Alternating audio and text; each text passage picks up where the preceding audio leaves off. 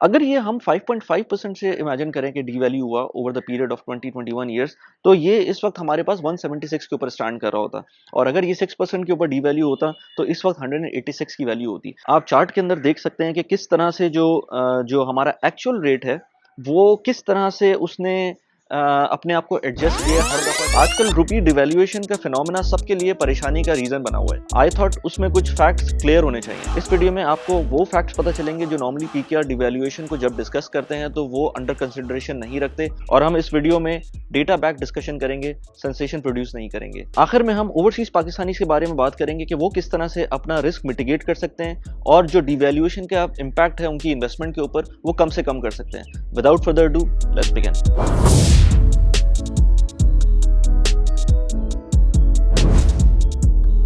Video start करने से पहले मैं एक रिक्वेस्ट करता हूँ, प्लीज सब्सक्राइब करना चैनल को, क्योंकि अभी ये देख लें कि किस तरह के स्टार्ट्स हैं।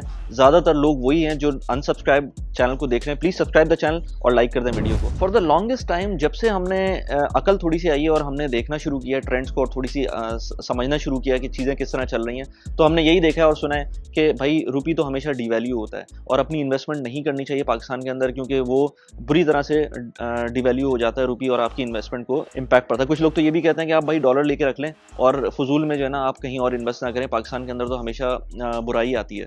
लेकिन आपको ये भी देखना चाहिए कि भाई आप जो आपका ठीक है रुपी डिवैल्यू हो रहा है, लेकिन एसेट्स की क्या सिचुएशन है वो देखना चाहिए। आज हम बात करेंगे कि 20 ईयर्स के अंदर रुपी की क्या सिचुएशन रही है और उसको हम किस तरह से मैप कर सकते हैं बाकी चीज़ों के साथ। तो इसमें तो कोई शक नहीं है कि पाकिस्तानी रुपी की डिवैल्यूएशन होती है और जो इम्पैक्ट है वो नॉर्मल आदमी के ऊपर पड़ता है और वो इन्फ्लेशन के ऊपर डायरेक्टली इम्पैक्ट पड़ता है डिवैल्यूएशन का, क्योंकि हम एक इम्पोर्ट बेस्ड इकोनॉमी है। हम हर चीज़ इंपोर्ट कर रहे होते हैं सिवाय कुछ चीज़ों के, और वो जो चीज़ें थी जिसके अंदर एग्रीकल्चर था जो हमारी सबसे बड़ी एक्सपोर्ट थी, वो भी आजकल डेंट उसमें भी पड़ गया है और उसमें भी बहुत सारी चीज़ें हम इंपोर्ट करने लगे हैं। तो अगर हम देखें तो इंपोर्ट्स के अंदर हमारी सबसे बड़ी इंपोर्ट जो होती है वो ऑयल की होती है। ऑयल तो नेसेसरी है ना, मतलब आपको कम्यूट करने के लिए, ट्रांसपोर्टेशन के लिए आपको ऑयल चाहिए। इसके अलावा आप ट्रैवलिंग खुद करते हैं, आपके ऊपर खुद पे इम्पैक्ट पड़ता है। अगर रुपी डिवैल्यूएशन होती है तो आप पे खुद डायरेक्ट इम्पैक्ट पड़ता है। आप ट्रैवलिंग करते हैं, आप अपना पेट्रोल डलवाते हैं गाड़ी के अंदर। इसके अलावा आप कोई भी चीज़, कोई गैजेट खरीदते हैं। आज तक पाकिस्तान के अंदर मोबाइल फ़ोन जो थे वो इंपोर्ट ही हो रहे थे। अब कुछ चेंजेस आई हैं तो मैन्युफैक्चरिंग शुरू हुई है, तो अच्छी बात है कि हम लोकली मेड मोबाइल फ़ोन्स भी यूज़ करेंगे। उससे पहले तक मोबाइल फ़ोन जैसी चीज़ हम इंपोर्ट करते थे। इसके अलावा भी बहुत सारी चीज़ें जैसे इलेक्ट्रॉनिक आइटम्स हो गए, वो कुछ अर्से पहले तक इंपोर्ट करते थे, वो अब मैन्युफैक्चर होना शुरू हो गई हैं। तो things are moving in right direction I would say. लेकिन फिर भी जो डिवैल्यूएशन का इम्पैक्ट है वो तो कांस्टेंट आता रहेगा। इसी तरह गाड़ियां ले लें, गाड़ियां इंपोर्ट करते थे हम, जो लोकली मेड गाड़ियां होती थी वो इतनी अच्छी क्वालिटी की नहीं होती थी, लेकिन अब उसके अंदर भी बहुत अच्छी एक कॉम्पिटिटिवनेस आ गई है। लेकिन अगेन आई वुड से इस सारे सिनेरियो के अंदर अभी सब कुछ ग्रीन नहीं है, हर चीज़ रोजी पिक्चर कहना सही नहीं होगा, अभी सब कुछ इवॉल्व हो रहा है, तो इसके अंदर टाइम लगेगा। तो इन द मीन वाइल अगर हम प्रीवियस ट्रेंड देखें, जो मैं आज इस वीडियो का मेरा टॉपिक है कि हम प्रीवियस ट्रेंड देखते हैं, जो डिवैल्यूएशन का जो इम्पैक्ट आ रहा होता है और किस तरह आ रहा होता है और किस तरह से उसको मिटिगेट कर सकते हैं, हम उस चीज़ को देखते हैं। अभी आप ये देखें कि ये जो ट्रेंड है रुपी का वो किस तरह है। अगर आप ये चार्ट देखेंगे, इसके अंदर आप देखेंगे कि 2000 के अंदर हमारा रुपी ऑलमोस्ट 60 के ऊपर था और आज ये तकरीबन 172 के ऊपर है। और इस दौरान इसके अंदर कुछ पॉइंट्स ऐसे आए थे कि ये स्टेबिलिटी इसको मिली थी, और उसके अंदर 2001 से लेकर लेट से 2007-8 तक, और उसके बाद बीच में 2015 से लेकर 2017 तक कुछ ऐसा पॉइंट था, कुछ तकरीबन 5 साल एक जगह और 3 साल एक जगह, जहां पर स्टेबिलिटी थी। लेकिन हमें क्वेश्चन ये करना है कि ये स्टेबिलिटी किस एट व्हाट कॉस्ट थी। ये हम सबको पता है कि ये स्टेबिलिटी आर्टिफिशियल थी, और जब ये इस किस्म की स्टेबिलिटी रहती है और उसके बाद जब ये डिसरप्ट होती है तो उसके बाद ये पैनिक सेलिंग होती है, और उसके अंदर आप कंट्रोल नहीं कर सकते चीज़ों को। जब लोगों के अंदर पैनिक होता है ना, तो वो बस आप ये समझ लें कि जब पैनिक होगा तो उसके अंदर लोग अपना रुपी डंप करेंगे और डॉलर खरीदेंगे जब चाहे उनको ज़रूरत ना हो। इस स्टेबिलिटी, सो कॉल्ड जो स्टेबिलिटी थी जिसके अंदर हमने डॉलर को फिक्स रखा हुआ था, उस और अपने रिजर्व्स उसके अंदर बर्न कर रहे थे उसको फिक्स रखने के लिए, चाहे वो पीरियड 2001 से लेके 2007-8 तक का हो। उसके अंदर तो खैर हमें फॉरेन एड भी मिल रही थी, लेकिन एनीवेज वो भी टाइम ऐसा ही था कि उसके अंदर एक फिक्स वैल्यू नज़र आ रही थी। उसके बाद 2015 से लेकर ऑनवर्ड्स जो 2017 तक का टाइम था, उसके अंदर भी हमने डॉलर को फिक्स रखा हुआ था, जो कि बिल्कुल गलत पॉलिसी थी। हमें मार्केट रेट के ऊपर रखना चाहिए डॉलर को, और उसके बाद हमने देखा कि किस तरह डॉलर ने वैल्यू को अपना एडजस्ट किया। यहाँ आपको ये इंपॉर्टेंट चीज देखनी चाहिए कि रुपी डिवैल्यूएशन का जो ट्रेंड है वो ऐसा था कि अगर ये चीज़ें कांस्टेंट नहीं आती बीच में, तो हो सकता है हमारा जो अगर आज 170 के ऊपर हो सकता है आज 170 पे नहीं होता। बीच में जो जो जब स्टेबिलिटी आती है और उसके बाद जब डिसरप्शन आती है, उस टाइम के ऊपर जब रेट रिवाइज होता है, तो ये बहुत ज़्यादा अनसर्टेनिटी क्रिएट करता है। उसकी वजह से लोगों का जो कॉन्फिडेंस है वो शेक होता है, और उसकी वजह से जो बिजनेसमैन है वो कहता है यार यहाँ पर तो मेरा नुकसान हो रहा है। क्योंकि हो सकता है ना कि किसी ने 3 साल के अंदर जब स्टेबिलिटी देखी हो, तो एंड में तीसरे साल आकर किसी ने इन्वेस्ट किया हो, और वो जब इन्वेस्ट किया उसके बाद जब उसने देखा हो कि अब तो 20-30% रुपी डिवैल्यू हो गया, हालांकि एक्चुअली वो 20-30% नहीं होता डिवैल्यू। वो अगर over the period of 3 years देखें या 4 ईयर्स देखें, तो वो लेट से 6% 7% डिवैल्यू हुआ होगा या इससे कम हुआ होगा। लेकिन जब उसको नजर आता है एक बंदे को, जब 3 साल तक स्टेबल एक्सचेंज रेट के ऊपर उसने इन्वेस्टमेंट की, और अगले साल जब वो 40% या 30% डिवैल्यू हुआ रुपी, तो उसके अंदर उसके लिए तो प्रॉब्लम हो गई ना, उसको तो नुकसान हो गया। तो इस तरह के लोगों को नुकसान होता है और वो परेशान होते हैं। अब आते हैं एक इंटरेस्टिंग फैक्ट के ऊपर। फैक्ट ये है कि अगर हम अपना बेस ईयर 2000 रख लें, 2000 से लेकर अब तक ईयर ऑन ईयर बेसिस के ऊपर आपके ख्याल में रुपी कितना डिवैल्यू हुआ होगा, मैं आज आपको दिखाता हूँ। तो अगर हम देखें तो इसके अंदर अगर फर्स्ट करें हम 5.5 और 6% को हम एक स्टैंडर्ड रखते हैं, तो 5% के ऊपर अगर डिवैल्यू होता over the period of 20 years, तो हमारे रुपी की वैल्यू इस वक्त तकरीबन 167 होती। अगर ये हम 5.5% से इमेजिन करें कि डिवैल्यू हुआ over the period of 20-21 years, तो ये इस वक्त हमारे पास 176 के ऊपर स्टैंड कर रहा होता, और अगर ये 6% के ऊपर डिवैल्यू होता तो इस वक्त 186 की वैल्यू होती। आप चार्ट के अंदर देख सकते हैं कि किस तरह से जो हमारा एक्चुअल रेट है वो किस तरह से उसने अपने आप को एडजस्ट किया हर दफ़ा जब स्टेबिलिटी आती है, और उसके बाद जब वो डी वैल्यू होता है। तो मल्टीपल अगर मैं टाइम बताऊँ ना आपको, 2007-8 से लेकर जो डिवैल्यूशन हुई थी, ख़तरनाक किस्म की डिवैल्यूशन हुई थी वो, उसके अलावा फिर रीसेंट डिवैल्यूशन जो हुई है 2018 के अंदर 120 के करीब था जब डॉलर, और उसके बाद वो ऊपर गया, अब 170 के ऊपर है। ये सारी चीज़ें अवॉइड हो सकती थी अगर गवर्नमेंट सही पॉलिसी रखती है, और कॉन्स्टेंट जैसे आजकल है ना कि कुछ नहीं पता होता, जो मार्केट रेट होगा वो उसके हिसाब से डिवैल्यू होगा। थोड़ी बहुत ऑफकोर्स जो गवर्नमेंट को इंटरवेंशन करनी पड़ती है और करनी चाहिए उसके अंदर, लेकिन थोड़ी बहुत। अगर आप इसके अंदर इस रेट को खुद ड्राइव करने लगेंगे और पॉलिटिकल मींस के लिए उसको यूज़ करेंगे, तो वो सही नहीं होगा। आपने जो चार्ट देखा इसके अंदर देखें कि हमारा जो रुपी डिवैल्यूएशन है, अगर मैं उसको अपने इस चार्ट के इम्पैक्ट के हिसाब से देखूं, तो इस वक्त वो 5.5% के करीब ऑन एन एवरेज डिवैल्यू होता है। और अगर इस 20 साल पहले भी चले जाएंगे ना, तो वही आपको ट्रेंड मिलेगा। तो आप देख लें कि पिछले 20 सालों के अंदर पाकिस्तान किन किन मसलों से नहीं गुजरा, जिसके अंदर टेररिज्म था, जिसके अंदर फाइनेंशियल इश्यूज थे, जिसके अंदर वॉर ऑन टेरर में अफगानिस्तान के साथ थी, या इसके अलावा बहुत सारे इश्यूज थे जो पाकिस्तान के साथ चल रहे थे। लेकिन आप ये देखें कि इनस्टेबिलिटीज़ के बावजूद जो एवरेज जो डाउनफॉल है रुपी का, वो 5.5% है। तो अगर हम देखें पिछले 1 साल के अंदर क्या हुआ या 1-1.5 साल के अंदर कोविड के दरमियान क्या हुआ, तो उसके अंदर आप ये देखें कि ये जो पिछला साल था 2020 से 21 के दरमियान का जो साल था, उसके अंदर बेसिकली कोविड की वजह से सब कुछ बंद था। हमें ये देखना चाहिए कि जो एक्सचेंज रेट 167 168 पे पहुंच गया था, फिर वापस 151 152 के ऊपर आया था, उसका रीज़न तो जो था वो कोविड था। कोविड के अंदर हमारी इंपोर्ट सारी ख़त्म हो चुकी थी, हमें मतलब इकोनॉमी नहीं चल रही थी, ट्रैवलिंग ख़त्म हो चुकी थी, लोग आना जाना नहीं कर रहे थे, हवाला हुंडी वैसी ख़त्म हो गई थी। तो ये सारी चीज़ों की वजह से इन सारे फैक्टर्स को मिलाकर हमारा एक्सचेंज रेट इंप्रूव होना शुरू हो गया था। लेकिन अगेन जैसी इकोनॉमी खुली, हमने देखा कि उसके बाद एक्सचेंज रेट काबू में नहीं आ रहा था, और उसका रीज़न यही था कि वो जो 1 साल था, ऑल्दो कि उसको आर्टिफिशियली नहीं रोका हुआ था, लेकिन जब इकोनॉमी खुली तो उसके बाद इम्पोर्ट शुरू हुई, ऑयल इम्पोर्ट शुरू हुआ, कमोडिटीज़ ओवरऑल वर्ल्ड में महंगी हो गई। इन सारी चीज़ों की वजह से हमारा रुपी की जो वैल्यूएशन है उसके ऊपर फ़र्क पड़ा, क्योंकि जो पहले कम हो चुकी थी वो आर्टिफिशियल थी, इंजीनियर्ड नहीं थी, लेकिन वो आर्टिफिशियल थी। अब उसका एग्जांपल ले लें, ये ग्लोबल फिनोमेना है।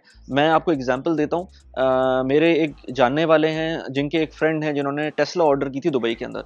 टेस्ला, हम पाकिस्तान में गाड़ियों की कंपनीज को जो है ना बुरा भला कहते हैं, और rightly so, because I think उधर बहुत प्रॉब्लम्स हैं ऑटो मैन्युफैक्चरिंग के अंदर, पाकिस्तान के अंदर ओवरऑल सर्विस अच्छी नहीं है। लेकिन अपार्ट फ्रॉम दैट मैं सिर्फ इस बात को बताना चाह रहा हूँ कि ये जो प्रॉब्लम है, ये जो मैग्नीट्यूड ऑफ प्रॉब्लम है ड्यूरिंग कोविड, उसमें क्या हुआ है कि टेस्ला उन्होंने ऑर्डर की, लेट से उन्होंने, मुझे नहीं पता कि क्या प्राइस थी, लेट से 300,000 दिरहम्स की गाड़ी उन्होंने ऑर्डर की। जब उन्होंने वो गाड़ी ऑर्डर की उस टाइम पर वो तकरीबन उन्होंने उनको कहा था कि 3 हफ्ते के अंदर, 4 हफ्ते के अंदर आपको गाड़ी मिल जाएगी।